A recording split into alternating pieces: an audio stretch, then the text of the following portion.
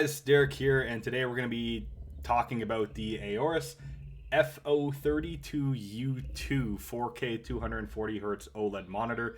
This is going to be more of a long time review. All of the footage you're going to see captured here is from a Galaxy S20 pointing at my monitor, so quite a dated phone at this point, but you'll still get the idea here.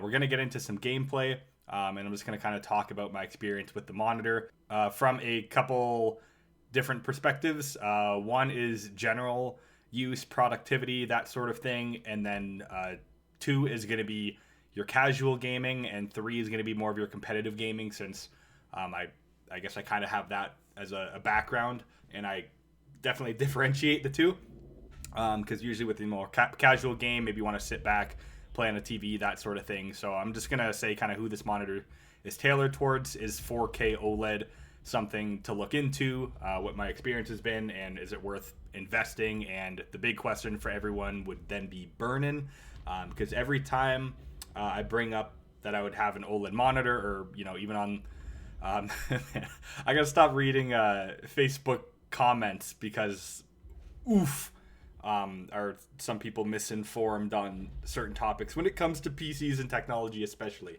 But the main thing, even on Facebook, is like, yeah, OLED's going to burn in, OLED's going to burn in, you're dumb if you buy OLED. Anyhow, my use case here, and we're just playing the first descent in the background here. I'm just talking over some recorded footage. Let's touch on the productivity first, get that kind of out of the way a little bit. So how I've been using this monitor, I'm coming up on a year, or maybe I'm even past a year at this point of using it.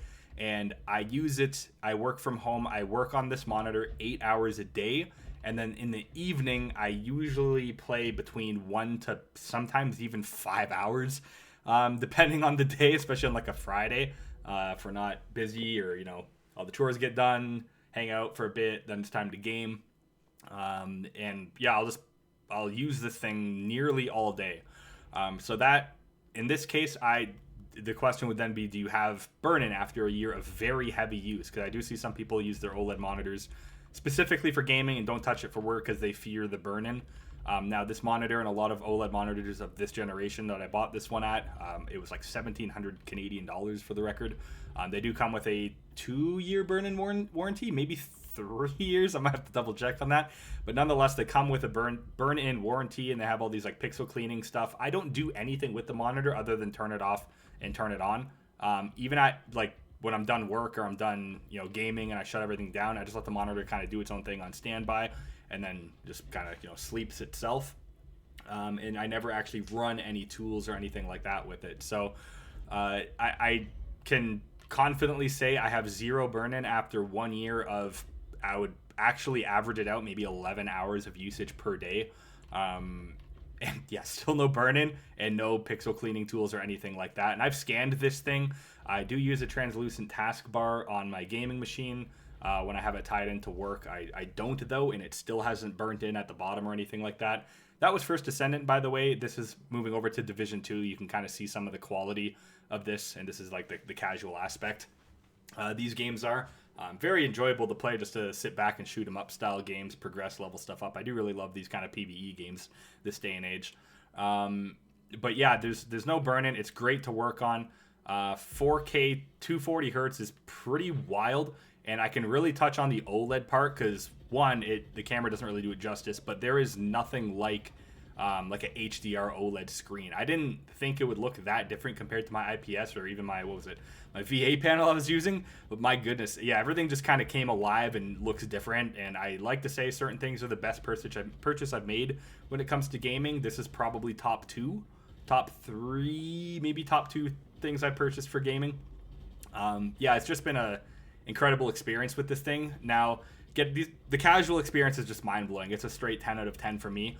Of course, if 8K becomes a thing, you're going to need a ridiculous PC to drive that. Like, I have a 14900K 4090. I play all my games 4K, generally high settings, and it runs flawlessly and 140 plus FPS. Then when it comes to my more competitive style shooters, I'll bump some stuff down and just rock 200 to 300 FPS, and it just feels like a dream on this thing. And with OLED, of course, you get that like basically 0 ms gray to gray pixel response time. And what I've actually noticed, and I've done side-by-side testing with my 165 hertz with my old 1080p 24-inch 240 hertz, because the main concern for me when I was getting this with competitive shooters was it's going to be too big, like too much monitor in my face. It's going to make me dizzy. It's just going to feel janky. And when I'm spinning around 100 miles an hour, checking behind me, checking 90 degrees, like, you know, clearing stuff out, playing fast-paced shooters, it's going to make me nauseous. What I wound up doing is just I'm using a kind of mini dining room table now instead of my old computer desk, and I actually mounted the monitor further away from me, and this kind of fixed everything. So I'd say if you're going with a 32-inch, make sure you're going to have some extra desk space, because you don't want to eat your monitor. With the 24-inch, I could get away with it. I had it actually pretty dang close to my face just to kind of hyper-focus on my crosshair. But with a 32-inch or even like a 27, 28-inch, you're going to want to sit it back, and you're going to want a bit more space for that. But it's what I found surprising about this guy is I don't know if it's the OLED or what, or maybe just the newer monitor tech, but I had a 1080p 240 hertz, and that's what I played all like the Iron Sight uploads and all those uploads. I was playing 1080p 240 hertz, and that felt great. And then I tested it in XDefiant, I tested it in Battlefield, and I tested it in Shatterline. In every game, I actually felt like my inputs were registering faster on my 4K 240 hertz 32-inch OLED over my 1080p 1080p 24-inch 240 hertz Asus gaming monitor, which is like a PG2758Q or something, if I remember that correctly. But it was surprising to me, because I'd figured the smaller 24-inch 240 hertz 1080p VA panel might feel a bit more responsive, but really the bigger screen actually was noticeably faster on any input I was doing with my mouse. And as someone that's using a 4K polling dongle with their mouse, I can really feel like a little bit of that difference. It's kind of a bit more apparent to me.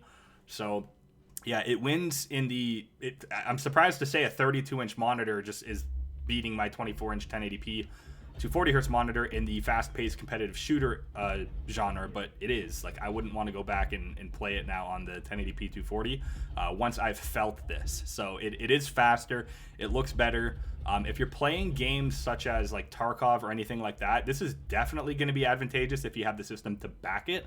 Spotting people into the distance in like PUBG, Battlefield, when you're playing on a 4K, OLED HDR monitor, you're going to spot people further away easier. Now with games like I'm playing here, this is Shatterline now.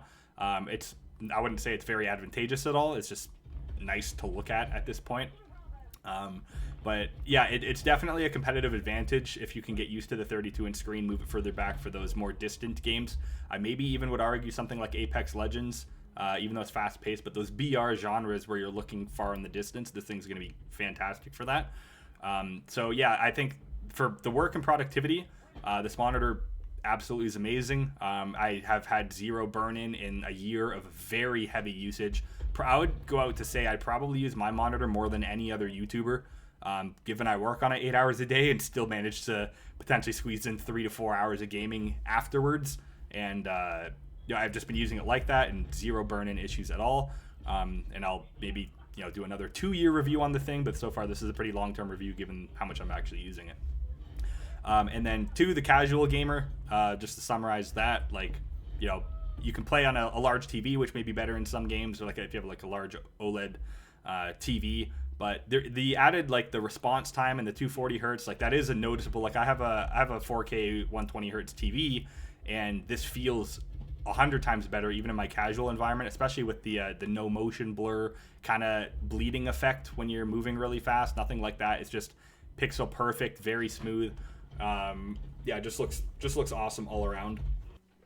And then the competitive gaming 32-inch, the main concern I think for most people is it too big? I'd say yes, but if you move it farther back, it's perfect and you can get used to it. But generally speaking, on a normal sized computer desk, that's something you'd probably want to account for.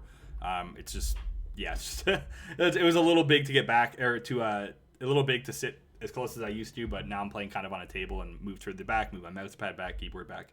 And it's just been a absolutely fantastic experience. I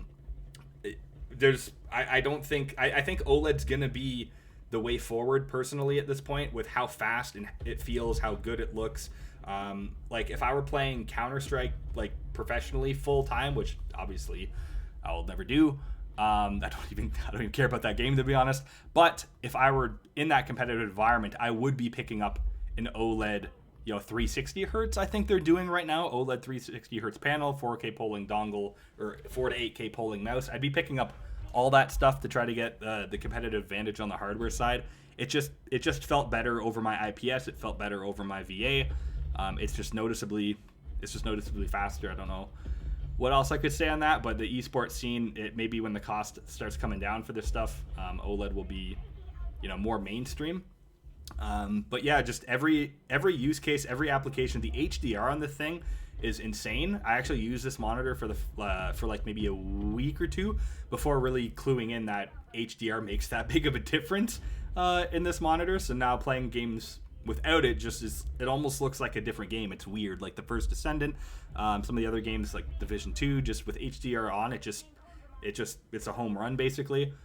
So overall, price is probably the only limiting factor really, because the thing was very expensive. It was 1,700 Canadian. I don't know if that's like $20 US at this point, but they should eventually start coming down in price. Monitors seem to depreciate in value pretty quickly. I would be skeptical to buy OLED used, given that some generations of OLED, like this one's been flawless for me, but some may have an issue with burn-in, so I would really not want to get a used OLED. Maybe for that reason, I haven't seen the burn-in on my OLED or my parents have an OLED TV. I personally haven't seen any signs of burn-in on any OLED panel yet, but I know that does exist, so I guess be cautious of that when buying used. But one other thing I can touch on with this is the AORUS model specifically. It does have some type of issue, kind of, where when you boot up your computer, it goes to 200 hertz and doesn't show a 240 hertz option. But when you select the monitor settings to go to the different resolution mode, which it does it simulates like a 24-inch 1080p screen. It's like a competitive esports style mode. I just use 32-inch. I think it looks way better.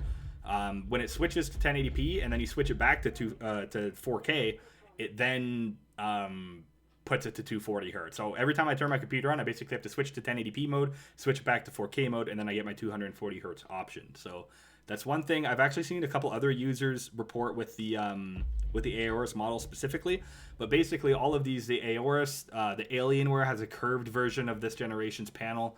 Asus has the same panel, but very, very expensive. MSI had one, but it wouldn't get firmware updates, but I think they have a newer version of that. So that whole generation of MSI, Asus, Asus, however you want to call it, AORUS, and Alienware, I decided to pick the AORUS.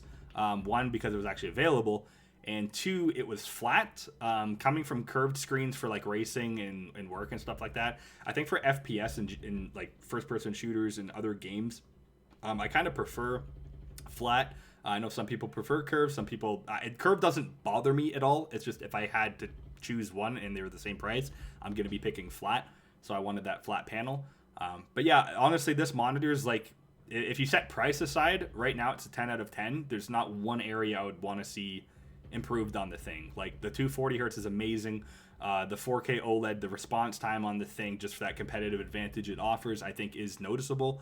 The visuals, while you might not see it on the phone, are just, it's so mind-blowing. And this is the first gaming monitor I've had that's a glossy panel instead of a matte coated panel.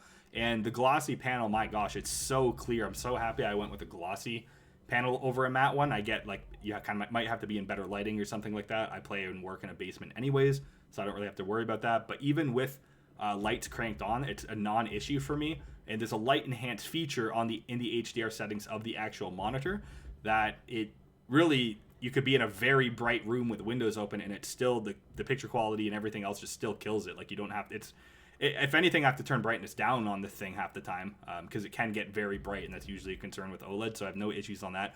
Honestly, if you take price out of this, I think this monitor is quite legitimately, I'd say a 9.8 because of that thing that I have to do when I turn the computer on. Outside of that, the thing's a solid 10 out of 10. It's I think I'm future-proofed at this point. I don't think going beyond 4K, there's even a need for that for gaming, like competitive gaming specifically, especially. Maybe some people want to do 8K down the road just to flex on them, but Honestly, 4K and 240 hertz and OLED, I think this thing's future proofed. We'll see after a couple years if we get any burn in, but yeah, that's pretty much all I got. I talked the entire time. All right, thanks guys for watching. Maybe this helps someone, maybe it doesn't, but yeah, appreciate you guys sticking around, and let's catch you in the next upload. Bye for now.